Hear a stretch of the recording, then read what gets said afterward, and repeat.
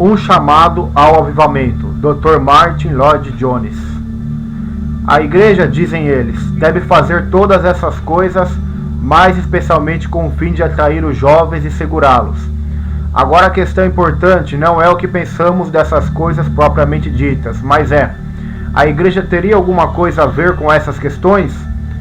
O que é a igreja no Novo Testamento? Há somente uma resposta para esta pergunta. É uma comunhão de santos. O que vemos ali é certo número de pessoas reunindo-se com um propósito especial. Quem são essas pessoas? Quem é que os reúne? Que interesse comum é tão forte em seus corações que muitas das vezes arriscam suas vidas para estar presentes em tais reuniões? São pessoas diferentes das outras, pessoas que, segundo o apóstolo Paulo, foram tiradas do mundo e separadas da sociedade. Pessoas que provaram coisas das quais o mundo nada sabe. Pessoas que tiveram uma experiência da graça de Deus, nosso Senhor Jesus Cristo. Pessoas que já passaram a ver que a coisa mais importante da vida é ter conhecimento de Deus, numa relação que esteja de acordo com os seus mandamentos. Viram seu lastimável e desesperado estado diante de Deus, mas também viram Deus perdoando todos os seus pecados em Jesus Cristo. Estão cientes de uma nova vida e de um enobrecedor poder que as torna mais que vencedoras, mesmo quando se veem face a face com as tentações e provações da vida. Tudo é novo para elas. Elas veem a vida neste mundo como uma peregrinação rumo a Deus e ao céu.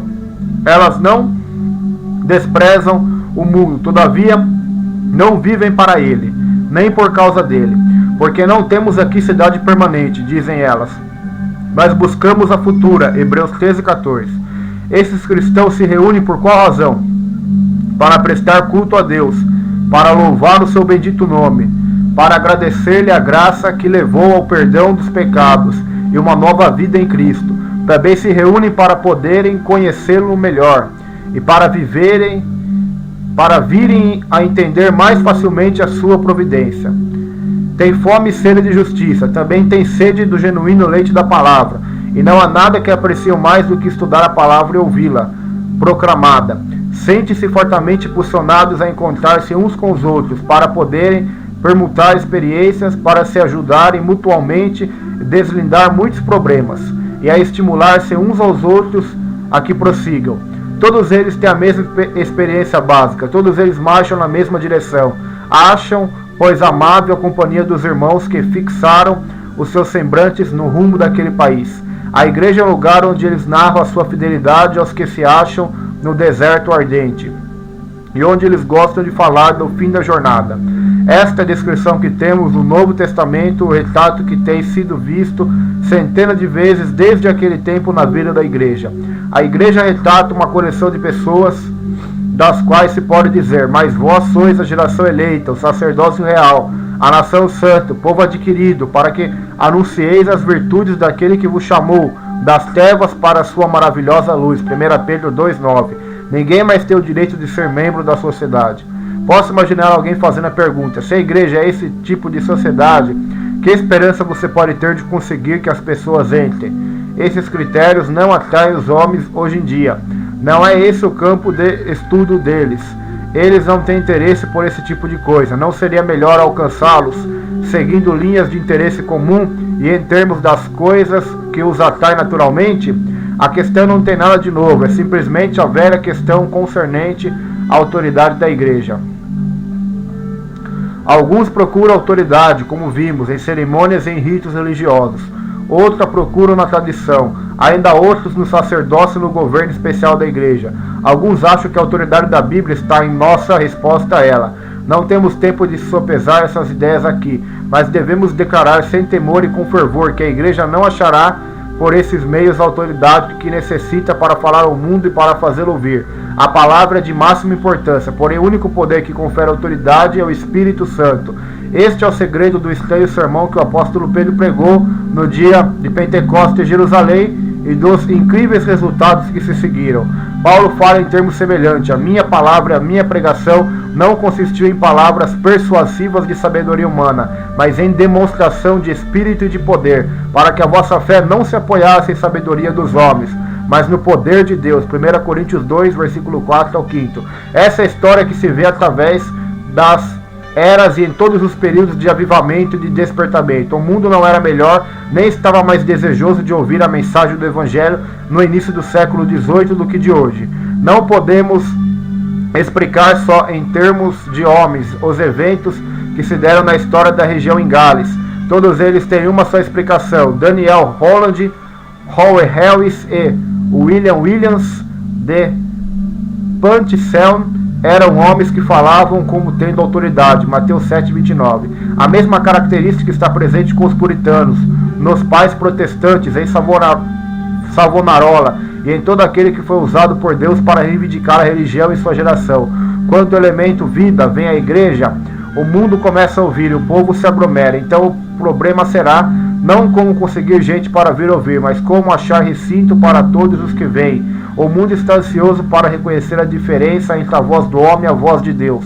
Por fim, não se dispõe a ouvir coisa alguma senão a sua voz. Portanto, não nos é difícil responder a próxima pergunta: para que somos chamados hoje? É óbvio que devemos concentrar as nossas energias na igreja, que a maior necessidade é o avivamento e o despertamento da igreja. E nela, e muitas vezes por meio de indivíduos pertencentes a ela, que os grandes movimentos espirituais sempre tiveram início.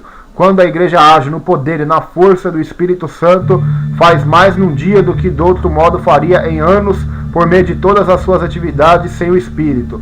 Finalmente, todos os nossos temores pelo futuro da igreja e da religião, o nosso sentimento de desesperança ao vermos o mundo afogando cada vez mais no pecado e na vaidade, a nossa inclinação para multiplicar organizações, comitês e movimentos brota da mesma cegueira, a saber, a nossa falta de fé nas operações do Espírito Santo. Então, o que podemos fazer? A primeira coisa é compreender que nunca podemos criar um avivamento. Todavia, depois de chegarmos a esse ponto, temos muito para fazer. Se eu tivesse que expressar tudo isso numa só sentença, eu diria que o que é necessário é que esqueçamos completamente o século XIX, que façamos um minucioso estudo do princípio do século XVIII. Se fizéssemos isso, aprenderíamos lições muito especiais. Acima de tudo mais, veríamos que o primeiro passo não é rebaixar, mas sim elevar o padrão requerido dos membros da igreja. Devemos recapturar a ideia de que ser membro da igreja é ser membro do corpo de Cristo, e de que esta é a maior honra que pode vir ao encontro do homem neste mundo. Por meio da disciplina, devemos aclamar a relação de membro da comunidade, devemos tornar e ressaltar a verdade de que Deus dá o Espírito Santo somente àqueles que lhe obedecem. Atos 5:32. A necessidade não é de aumentar a atração, mas proclamar que estreita é a porta e apertado o caminho que leva à vida. Mateus 7:14. Possivelmente isto significa que muitos recuarão das igrejas e as abandonarão. E do ponto de vista estatística dos relatórios e das coletas, tudo parece sem esperança. E os que procuram manter vivas as igrejas temem. Contudo, igualmente certo, a palavra do Senhor se cumprirá. Qualquer que quiser salvar sua vida, perdê-la. Mas qualquer que, por amor de mim, perder a sua vida, a salvará. Lucas 9:24. Como Paulo em Atenas, há muito tempo devemos compreender que a nossa obra não consiste em argumentar acerca da verdade, e sim declará-la e proclamá-la com autoridade. Não devemos somente fazer que o povo venha a ter interesse pela verdade e apelar apenas para suas mentes. Não é esse o nosso dever, mas antes é despertar as suas consciências proclamando o juízo de Deus sobre o pecado e a ira de Deus contra toda a impiedade e injustiça dos homens. Romanos 1:18. E exortá-los a fugirem da ira vindoura. Devemos convencer os homens da verdade, da extrema importância do lado espiritual da vida, de um mundo eterno e de um destino eterno. Ninguém verá a necessidade que tem do Senhor Jesus como Salvador, senão a pessoa que se viu a si mesma como perdida diante de Deus. E o único motivo verdadeiro para ter-se uma vida moral e digna é a gratidão a Deus e a percepção de que um dia estaremos diante dele. Este é o chamamento dirigido aos religiosos hoje. Devemos tomar consciência da nossa indignidade perante Deus, da distância que nos separa do santo das eras passadas, da nossa terrível dessemelhança dos cristãos do Novo Testamento. Depois devemos arrepender-se-nos e reconsagrar-nos a Deus em Cristo. Devemos assegurar-nos de que a religião regule as nossas vidas. Mais do que qualquer coisa, porém, devemos aperceber-nos de que o nosso estado do mundo é tal que nada senão o poder do Espírito Santo pode curá-lo. E a tal ponto devemos sentir isso que sejamos levados a dobrar os joelhos em oração a Deus rogando-lhe que em sua misericórdia ele olhe para nós com piedade e, por seu grande nome, envie um poderoso avivamento entre nós. Esse é o único meio, essa é a única esperança, porque aos homens é impossível, mas não a Deus, pois a Deus tudo é possível. Mateus 19, versículo 26. Uma palavra do Dr. Martyn Lloyd-Jones, um chamado ao avivamento.